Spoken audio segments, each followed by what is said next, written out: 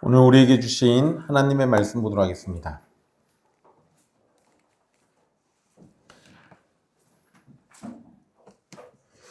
오늘 우리에게 주신 하나님의 말씀은 마태복음 24장 23절로 28절까지 말씀입니다. 마태복음 24장 23절부터 28절까지 말씀입니다. 귀하신 하나님의 말씀 받들어서 읽도록 하겠습니다. 그때 사람이 너희에게 말하되 보라 그리스도가 여기 있다 혹은 저기 있다 하여도 믿지 말라. 거짓 그리스도들과 거짓 선지자들이 일어나 큰 표적과 기사를 보여 할 수만 있으면 택하신 자들도 미혹하리라. 보라 내가 너희에게 미리 말하였노라. 그러면 사람들이 너희에게 말하되 보라 그리스도가 광야에 있다 하여도 나가지 말고 보라 골방에 있다 하여도 믿지 말라. 번개가 동편에서 나서 서편까지 번쩍임 같이 인자의 임함도 그러하리라. 주검이 있는 곳에는 독수리들이 모일 것이니라. 아멘. 이 말씀은 살아계신 하나님의 말씀입니다.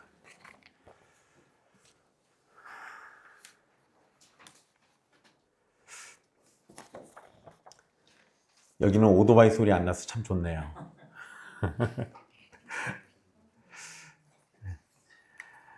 지난 시간 우리 다니엘의 예언을 따라서 멸망에 가증한 것이 거룩한 곳에 선 것을 보게 되었을 때 큰 환란이 있을 것이고 그것을 피해서 도망가라는 예수님의 말씀을 살펴봤습니다. 환란이 닥쳐온다면 살기 위해서 피해야 합니다. 이것은 지극히 당연한 반응입니다. 그런데 우리가 진정 걱정해야 하는 환란은 하나님의 심판입니다. 하나님의 심판 앞에서는 누구도 도망가지 못합니다. 하지만 오직 한 길, 우리 주 예수 그리스도에게 나간다면 하나님의 심판을 피할 수 있습니다. 그저 피하는 정도가 아니라 완전한 안전과 영원한 생명이라는 더 풍요로운 은혜를 경험할 수 있습니다.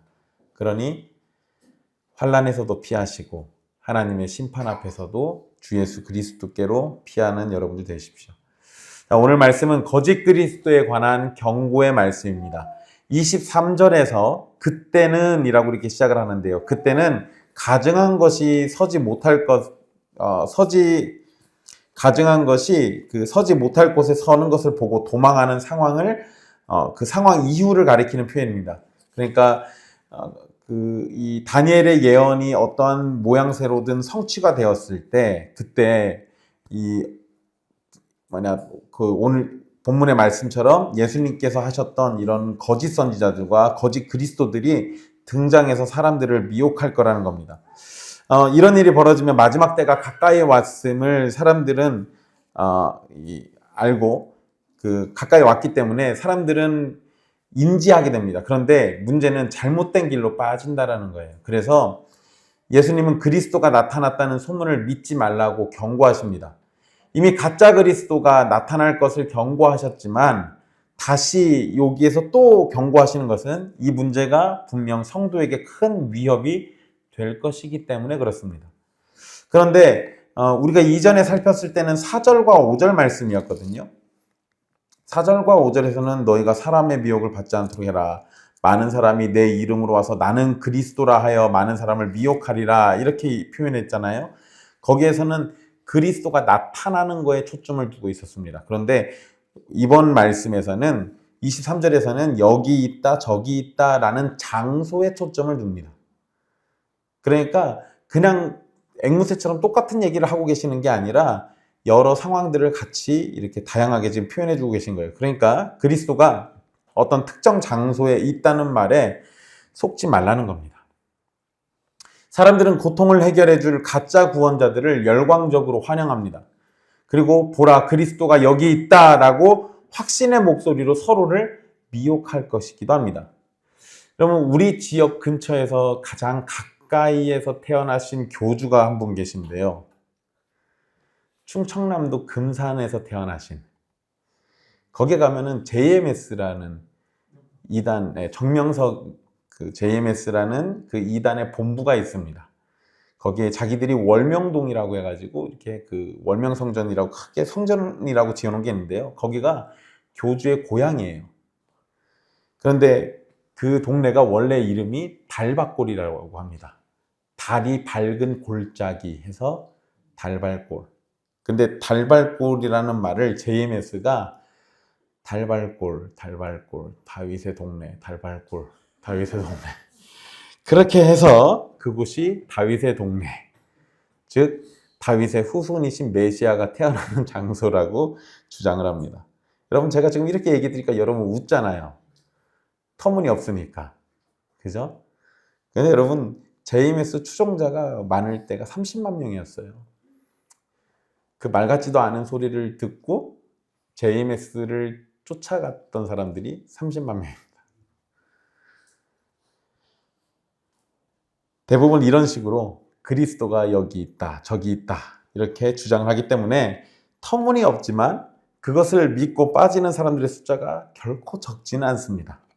복음은 소수의 엘리트만 알 수 있는 은밀한 비밀이 아닙니다. 복음은 만천하에 드러난 십자가의 영광이에요. 거짓된 자들은 대단한 표적과 눈에 보이는 현상으로 마음을 미혹하겠지만 참된 신앙은 세상의 요란한 소리가 아니라 오직 성경에 기록된 변치 않는 십자가의 복음 위에 굳게 서는 겁니다. 그러니까 세상이 무엇이라고 떠드는지에 너무 귀를 기울이기보다는 세상이 요동칠 때 우리는 마음을 진정시키고 오히려 우리의 마음과 우리의 귀를 성경에 더 집중하고 십자가 복음으로 돌아가야 마땅합니다. 그러니 지금도 그리스도가 어디에 있다는 식의 말에 귀를 기울이기보다 예수님이 마태복음에서 주신 말씀에 귀를 기울이고 순종해야 마땅합니다. 갑자기 생각이 났네요. 생각해보니까 이쪽 전주 지역에서도 메시아가 나시긴 하셨어요. 요새는 안 보이긴 하는데요. 몇 년 전까지만 해도 다니다 보면 현수막 걸려 있었어요. 그래서 미륵불이 이곳에 전라북도 전주에 왔다. 그래서 탕탕탕을 외쳐라 뭐 이런 거 막 이렇게 현수막 걸려 있었습니다.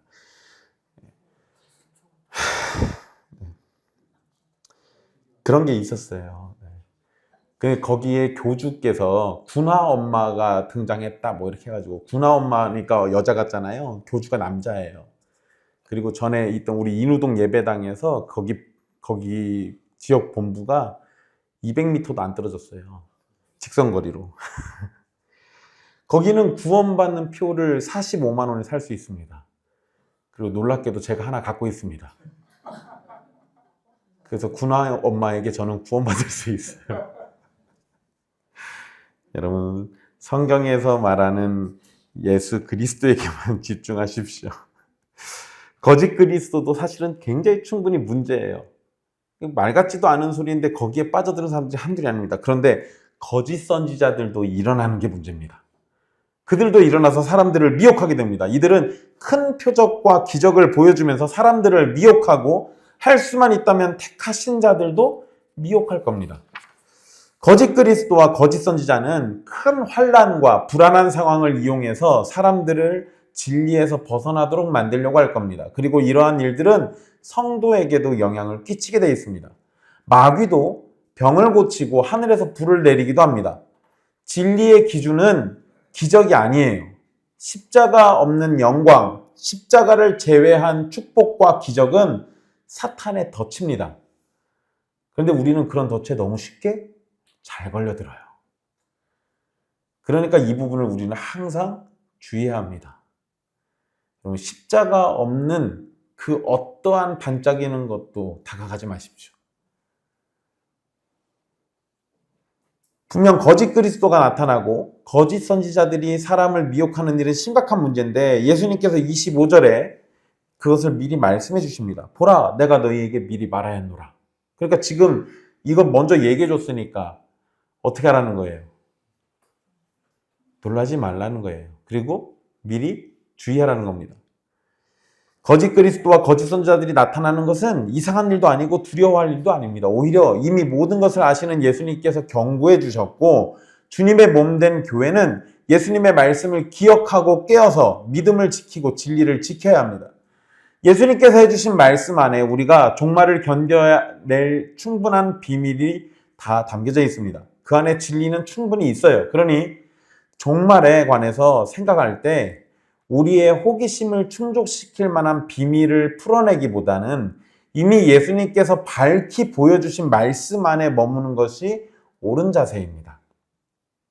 예수님은 환란이 닥치기 전에 성도가 주의해야 할 것을 미리 말씀해 주셨습니다. 이것은 하나님께서 선택된 자들을 멸망에서 보호하시려는 특별한 관심이 있기 때문입니다. 종말에 관한 말씀은 우리를 두렵게 만들기 위함이 아니에요. 만세전부터 우리를 택하신 하나님께서 우리를 사랑하시기 때문에 미혹의 덫에 빠지지 않도록 미리 경고해 주시는 은혜입니다. 그러니까 이런 환란이 온다, 그리고 거짓 선지자가 온다, 그리고 종말에 관한 이야기들을 우리가 들을 때 우리는 그러니까 우리는 늘 깨어서 주님을 기다리고 있어야겠구나라고 은혜의 자리로 나가시면 되는 겁니다. 26절에서는 거짓 그리스도가 나타나는 장소를 언급합니다. 당시의 유대인들에게 광야는 선지자들의 주된 활동 무대였고 메시아가 나타나서 구원을 베풀 장소로 생각되는 곳이었습니다. 그리고 사람들이 그 광야를 다니긴 하지만 실제로는 사람들이 많이 다니는 곳은 아닙니다.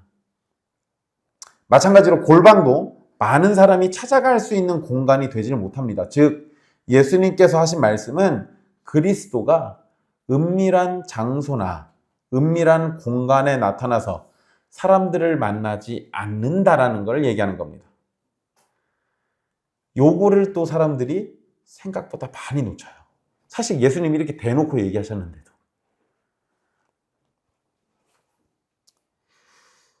또한 예수님 당시 실제 광야와 골방에서 활동하던 거짓 선지자들이 있었습니다. 그러니까 예수님은 그 당시 있었던, 그리고 그 이후에 직후에 나타나게 될 거짓 선지자들, 거짓 그리스도에 대해서 실제적인 이야기를 해주신 거예요. 역사 속에서 그리스도라고 주장했던 사람들이 했던 행동을 그대로 지금 미리 말씀하고 계신 겁니다.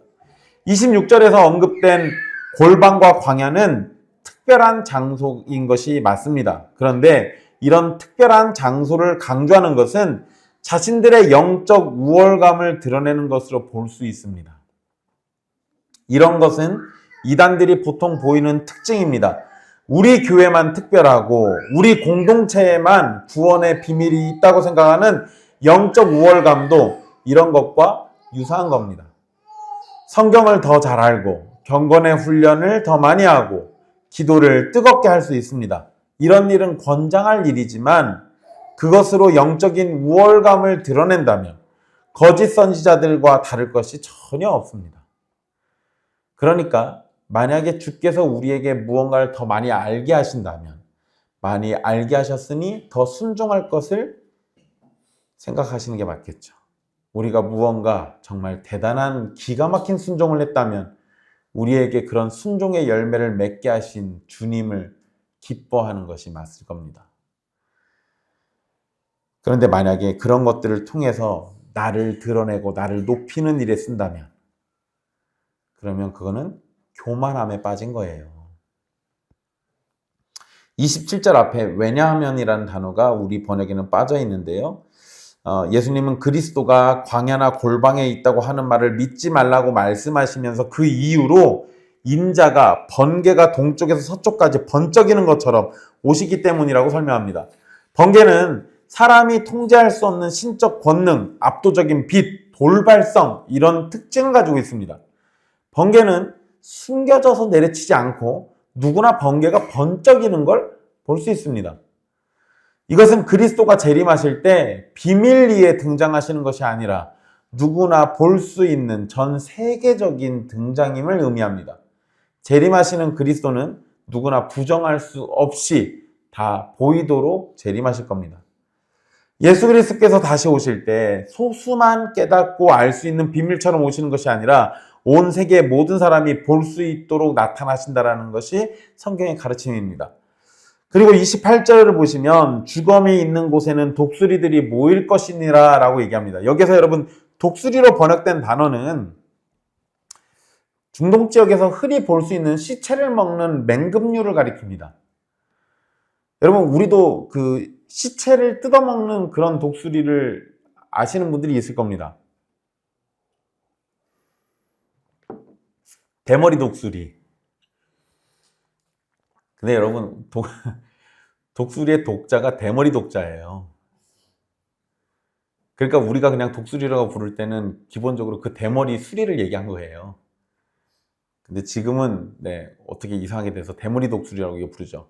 그냥 그런가 보다 하십시오. 어쨌든 여기서 독수리라고 할 때는 그 사체를 뜯어먹는, 왜냐하면 조심할 것이, 독수리라고 우리가 부르는 그 수리 종류는 다 사체를 뜯어먹지 않습니다.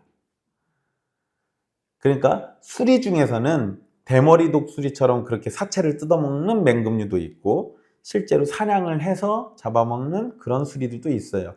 근데 여기에서 언급한 예수님이 말씀하신 거는 그 대머리 독수리를 얘기하는 겁니다.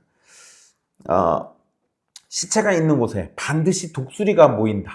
그런 것처럼 그리스도의 재림은 죄와 심판의 현실이 있는 이 세상에 반드시 도달하게 된다는 심판의 불가피성을 가리키는 겁니다. 그리고 동시에 한 가지 의미가 또 있어요.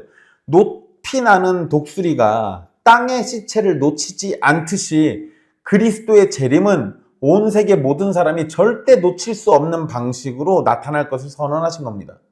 그러니까 재림은 은밀히 오지 않아요. 심판과 영광, 이 두 가지를 모두 포함하고 나타나는 사건이에요.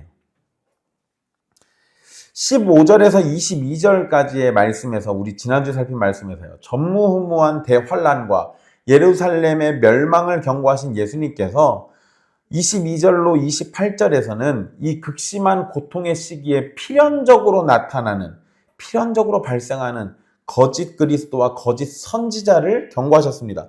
엄청난 고통의 시기는 거짓 선지자들이 사람들을 속일 황금 같은 기회예요. 그래서 거짓의 영에 사로잡힌 거짓 선지자들은 이런 기회를 절대로 놓치지 않습니다. 우리 시대에도 하나님의 이름을 팔아서 자신의 배를 채우려는 사람이 얼마나 많습니까?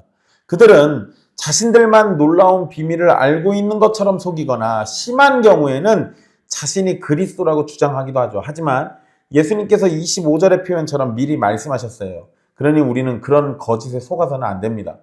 그리고 26절 표현에 너희는 그리스도가 광야에 있다 하여도 나가지 말고 할 때 그 나가지 말라라는 표현, 그리고 골방에 있다 하여도 믿지 말라라고 할 때 그 믿지 말라라는 그 두 표현이 있죠. 나가지 말라와 믿지 말라. 이 표현이요, 매우 단호한 표현이에요. 그러니까 예수님이 굉장히 단호하게 지금 말씀하신 거예요. 즉 구원이 특정한 장소나 은밀한 신비 체험에 있다는 주장은 그냥 원천적으로 물리치라는 겁니다. 이런 말에는 절대 속으시면 안 돼요. 여러분, 우리는 코로나라는 세계적인 유행을 겪었죠. 그 가운데 경제 붕괴가 있었고 끔찍한 전쟁의 소식들을 연달아 접하고 있습니다. 사람들은 이처럼 삶의 기반이 흔들리고 감당할 수 없는 불안이 덮쳐올 때 눈에 보이는 확실한 해결책, 즉 당장의 기적이나 나만 살 수 있는 은밀한 비밀을 본능적으로 갈망합니다. 그래서 불안한 현 시대에 유튜브나 인터넷상에서 온갖 음모론과 종말론이 넘쳐나는 겁니다. 여러분, 시간이 좀 지나서 잊으실 수도 있는데요. 코로나 백신 접종하는 시기에 나타났던 이상한 이야기들이 많아요. 백신 맞으면 거기에 생체칩 넣어가지고 우리 조종한다는 얘기도 있었어요. 지금 잘 조종 당하고 계십니까? 그리고 여러분, 제가 요거 관련된 거를 막 찾아봤는데요. 유튜브 영상은 다 사라진 것 같더라고요. 뉴스는 하나 있습니다. 백신을 해독하는 방법으로 부항을 뜨는 거. 그리고 여러분, 마그네틱 펄스 조교, 혹시 이런 거 기억나십니까? 백신 맞으면은 백신이 막 우리 몸 안에서 막 이상한 일을 일으키니까 이거를 마그네틱 펄스 조격을 통해 가지고 해독해야 한다고. 근데 여러분, 이거 실제로 이거 했던 사람들 되게 많아요. 이거 만드는 방법이 그 당시 유튜브에 굉장히 많이 돌았었고요. 이런 것들, 그리고 코로나 치료한다고 소독용 알코올을 마시거나 몸에 주입했던 사람들도 있습니다. 그러다 죽은 경우도 많죠. 여러분, 이거 별것도 아닌데 이런 말에 사람들이 속아요. 이런 말에. 그 당시 트럼프가, 그 당시에도 대통령이었어요. 트럼프가 지나가는 말로 소독약을 이렇게 인체에다 주입하면 되는 거 아니냐, 이런 말 한 적이 있어요. 그리고 그거를 미국의 어떤 여자가 실제로 그 말을 믿고 주사를 놓습니다. 그래서 제가 저런 사람이 다 있어 했는데, 이란에는 그 소독용 알코올을 마셔가지고 죽은 사람이 40명이 넘어요. 그러니까 그 당시에도 사람들은 전염병 앞에서도 너무나도 쉽게 미혹됐었습니다. 이런 것처럼, 이런 거 별것도 아닌 그거에도 이렇게 쉽게 미혹된다면 거짓 그리스도와 거짓 선지자에게 미혹되는 게 얼마나 쉽게 일어날 수 있겠습니까? 이거는 우리가 쉽게 예측할 수 있는 거예요. 우리 교회에만 특별한 구원의 능력이 있다거나, 우리만 복음의 진리를 알고 있다고 주장하거나, 우리 교주에게만 특별한 구원의 능력이 있다고 주장하는 이단 사이비들이 그 어느 때보다 번성하면서 사람들의 영혼을 넘어뜨리고 있습니다. 환난의 고통 속에서 거짓 선지자들은 큰 표적과 기사를 행하면서 성도들을 미혹합니다. 24절에서 큰 표적과 기사라고 얘기할 때요, 예수님이 그 크다라는 표현을 붙이신 게 이유가 있어요. 이 표현 그냥 어설픈 마법이나 마술, 어설픈 눈속임으로 미혹하는 게 아니에요. 사람의 이성을 마비시킬 만큼 소름 끼치는 초자연적인 역사가 나타날 수도 있다는 겁니다. 여러분, 한국에 수많은 이단과 자칭 그리스도가 있는데요, 그 중에 전도관 또는 신앙촌이라고 알려진 단체가 있어요. 그 단체 교주가 박태선이라는 사람입니다. 근데 이 사람 원래 대한예수교 장로의 그 장로님이었어요. 통합 측인가 그럴 겁니다. 그러니까 그냥 일반 교회 장로였어요.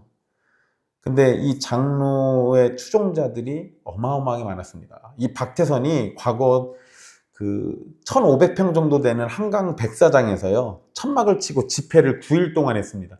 그때 그 집회에 참석한 인원이 총 60만 명쯤 됩니다.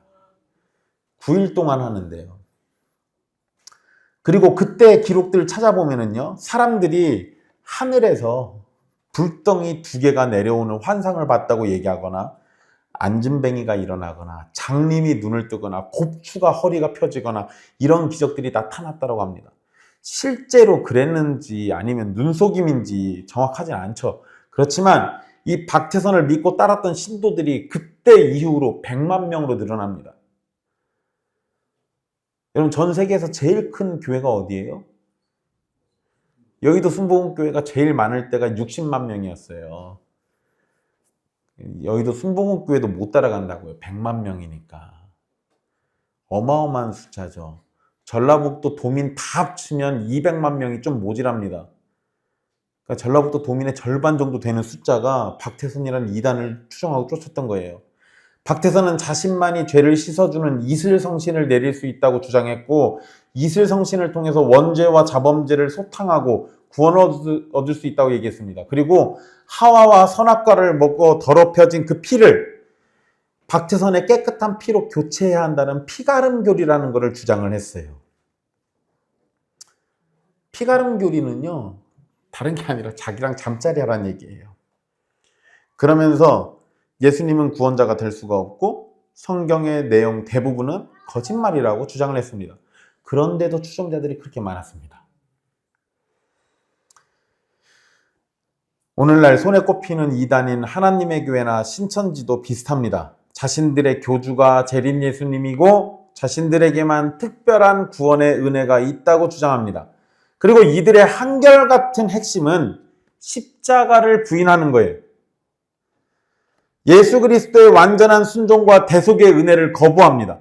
결국 이단들은 예수 그리스도를 어떤 식으로든 부인하거나 거절하도록 만들어요. 그리고 예수 그리스도의 완전한 구원하심을 믿지 않고 행위 구원이나 다른 구원의 길을 제시합니다. 외부의 조악한 이단들을 정죄한다고 해서 사실 여러분, 우리의 영혼이 안전한 건 아닙니다. 제가 지금 얘기한 이런 이단들은 대부분의 사람들이 피해서 도망 다닙니다. 안 가요. 그러면 그만이니까. 그런데 문제는 거짓 선지자의 미혹이 교회 바깥에만 있는 게 아니라 교회 안에도 있다는 거예요. 마귀가 예수님을 시험할 때 성경 말씀을 인용하면서 공격했듯이 성경의 언어를 빌려서 교회 안에서 교묘하게 다가올 수도 있습니다. 예수님은 거짓 선지자들이 나타나 사람들을 미혹할 거라고 경고하셨죠. 거짓 선지자들의 공통된 전략은 똑같습니다. 사람들의 두려움을 자극하고 그 두려움의 원인을 특정 대상에게 돌리고 자신이 그 위기를 해결할 수 있다고 나서는 거예요. 그러니까 어느 목사가 갑자기 우리에게 두려움을 던져주면서 다가온다? 그러면 거짓 선지자일 가능성이 매우 높은 겁니다. 여러분, 저 세력 때문에 교회가 무너진다. 나를 따르면 교회를 지킬 수 있다. 이런 식의 구조는 십자가의 복음이 아니라 두려움과 적대감을 연료로 삼고 있는 또 다른 형태의 미혹이에요. 동성애 반대를 외치고 자유민주주의를 수호하고 이슬람 척결을 외치는 사람들이 바로 이런 미혹의 한 모습입니다. 물론 여러분, 우리는 동성애를 거부해야 하고요. 자유로운 사회를 지키고 이슬람의 다차원적인 포교 방식을 주의하고 경계해야 합니다. 그러나 착각은 하지 마십시오. 경계는 하되요. 그거를 두려워할 필요는 없어요. 왜냐하면 주님의 피로 사신 교회는 동성애나 공산주의나 이슬람과 같은 외부의 세력 때문에 결코 무너지지 않습니다. 음부의 권세는 교회를 이길 수 없어요. 진정으로 두려워해야 할 원수는 성문 밖에 있는 게 아니라 우리 마음의 자리 안에 도사리고 있습니다. 우리는 하나님의 말씀을 멀리하는 게으름과 나태함, 그리고 십자가를 치워버리고 자신의 욕망과 탐욕을 채워줄 재단을 찾는 것을 걱정해야 합니다. 바쁘다는 핑계로 기도를 멀리하고 함께 기도하자고 권하는 성도에게 나를 내버려 두라면서 귀찮아하는 신실하지 못한 모습을 걱정해야 하죠. 아이들을 교회와 복음으로부터 멀리하도록 방치하는 모습을 걱정해야 합니다. 세상의 거대한 죄악에는 쉽게 분노하면서 정작 내 안의 교만과 미움, 정욕과 같은 은밀한 죄에 대해서는 관대해진 우리의 이중성을 걱정해야 합니다. 죄에 대한 애통함과 십자가 앞에서의 참된 회개가 사라진 교회와 성도를 걱정해야 합니다. 예배가 창조주이시며 구원자이신 절대 주권자 하나님을 향한 경건한 엎드림이 아니라 사람의 감정을 만족시키고 얄팍한 종교적 위안을 얻는 그런 종교 활동으로 변해버리는 걸 걱정해야 합니다. 진리를 지킨다는 이유로 그리스도 안에서 한 몸된 형제와 자매를 이념과 정치적 잣대로 정죄하면서 함부로 잘라내는 분열을 걱정해야 돼요. 바깥 세상과 싸우느라 혈기 부리면서 정작 교회 내부에서는 그리스도께서 명령하신 십자가의 사랑과 긍휼이 메말라가는 현실을 두려워해야 합니다.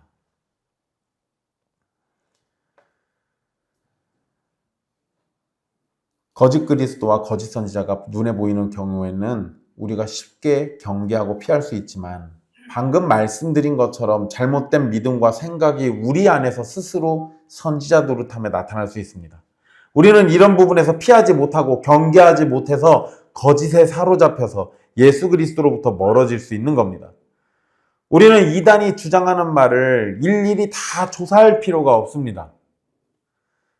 누군가 그리스도가 왔다고 알려주어야만 알 수 있는 재림 예수는 무조건 가짜입니다. 만왕의 왕이신 예수 그리스도께서 다시 오시는 그날은 온 우주의 모든 피조물이 분명하게 그 영광과 위엄 앞에 엎드려 통곡하면서 항복하게 될 겁니다. 그렇다면 이토록 명백하고 영광스러운 재림을 기다리는 우리는 남은 종말의 때를 어떻게 살아야 할까요? 오늘 본문이 우리에게 요구하는 것은 단지 거짓 그리스도와 거짓 선지자를 조심하라고 경계하라는 정도가 아닙니다.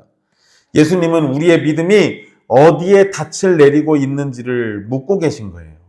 먼저는 우리는 기적이나 체험이 아니라 오직 변치 않는 말씀에 우리의 눈과 마음을 묶어야 합니다. 사람들이 오늘날도 광야와 골방에 해당하는 거짓 선지자와 거짓 그리스도를 찾는 이유가 무엇일까요? 내 귀를 즐겁게 하고 내 육신의 고통을 당장 해결해 줄 새롭고 자극적인 것을 찾기 때문에 그렇습니다. 사람에게 있어서 가장 큰 교만 가운데 하나는 하나님께서 이미 충분하게 주신 계시의 말씀인 성경을 넘어 다른 은밀한 계시를 탐내는 데 있습니다. 기도는 골방에서 하지만 진리를 찾는 것은 골방이 아니라 성경을 펼쳐서 찾는 겁니다. 우리는 특별한 영적 체험을 찾아다니는 영적 유목민이 되어서는 안 됩니다. 매 주일 선포되는 설교단의 말씀과 성찬과 세례라는 성례, 그리고 하나님께 드려지는 기도로 이루어진 평범하지만 거룩한 은혜의 방편 속에 머물러야 합니다. 이렇게 지루해 보이는 신앙생활이 정작 환난 날에 우리를 지키는 가장 강력한 방패가 될 겁니다. 그리고 두 번째로 우리의 믿음은 우리의 보호자가 되시는 하나님의 주권적 선택과 은혜 아래에 있어야 합니다. 여러분 24절 다시 보십시오. 거짓 선지자들이 할 수만 있다면 택하신 자들도 미혹할 거랍니다. 마귀는 우는 사자처럼 우리를 삼키려 합니다. 내 결심, 내 의지력만 보면 우리는 언제든 미혹에 넘어가고도 남을 연약한 존재입니다. 그러나 이 말씀, 24절 말씀의 뒷면에는 엄청난 위로가 숨겨져 있어요. 할 수만 있으면 이란 말은 할 수 있다는 소리입니까? 못한다는 소리입니까? 못해요. 하고는 싶으나 못하는 거예요. 그러니까 역설적으로 절대 택하신 자들을 미혹해서 멸망시킬 수는 없다라는 겁니다. 이 말씀은 하나님의 강력한 보호와 안전을 선언하고 있는 거예요. 창세전부터 구속 언약 안에서 우리를 택하신 성부 하나님의 굳센 팔, 그리고 골고다의 십자가에서 피 흘려 그 언약을 성취하신 예수 그리스도의 못 박힌 손이 지금도 우리를 전능하신 능력으로 움켜쥐고 있습니다. 우리의 구원은 썩어질 갈대와 같은 우리의 얄팍한 결단이 아니에요. 그리고 우리가 진리를 얼마나 꽉 붙잡고 있느냐에 달려있지도 않습니다. 우리의 안전함은 오직 만세반석이신 예수 그리스도께서 자신의 생명을 걸고 우리를 얼마나 단단히 붙잡고 계시느냐는 은혜에 달려 있습니다. 이러한 은혜가 환난의 날에 택함을 받은 백성을 끝까지 보존할 겁니다. 사랑하는 형제자매 여러분, 늪지대나 무덤 주변에 피어오르는 도깨비 불을 태양으로 착각하는 사람은 없습니다. 저도 한 번도 본 적은 없긴 해요. 도깨비 불은. 근데 예전에는 많이 있었다고 하는데 요새는 잘 안 나타난다고 하네요. 그래도 여러분 도깨비 불 쳐다보고는 태양이다라고 생각하는 사람 아무도 없잖아요. 거짓 그리스도가 만들어내는 표적과 기사는 캄캄한 무덤 주변에서 사람들을 유인하는 도깨비 불에 불과합니다. 잠깐 반짝일 수는 있으나 영원하진 않습니다. 우리 주님이 다시 오시는 날은 암흑 같은 밤하늘을 일순간에 찢어버리면서 동에서 서로 번쩍이는 압도적인 번개와 같을 겁니다. 그 번개는 심판에 비치면서 동시에 구원에 비칩니다. 택하신 자들에게는 오래 기다리던 구원의 완성이 될 것이고 그리스도를 거부한 자들에게는 피할 수 없는 심판의 선고가 될 겁니다. 그 빛 앞에서 모든 거짓의 그림자는 흔적도 없이 사라질 겁니다. 그러므로 세상이 요동하고 고통이 극에 당할 때 그리스도가 저기 있다는 세상의 거짓에 마음을 뺏기지 마십시오. 대신에 이미 우리에게 주신 성경을 펼치십시오. 십자가의 은혜 안에 머무르시고요. 주님의 이름으로 하나님 앞에 무릎 꿇어 기도하십시오. 묵묵히 기도의 자리를 지키며 그리스도의 몸된 교회를 사랑으로 섬기는 것이 참된 우리의 자세입니다. 그것이 번개처럼 다시 오실 영광의 왕을 기다리는 참된 신부가 보일 합당한 모습임을 기억하십시오. 기도하겠습니다.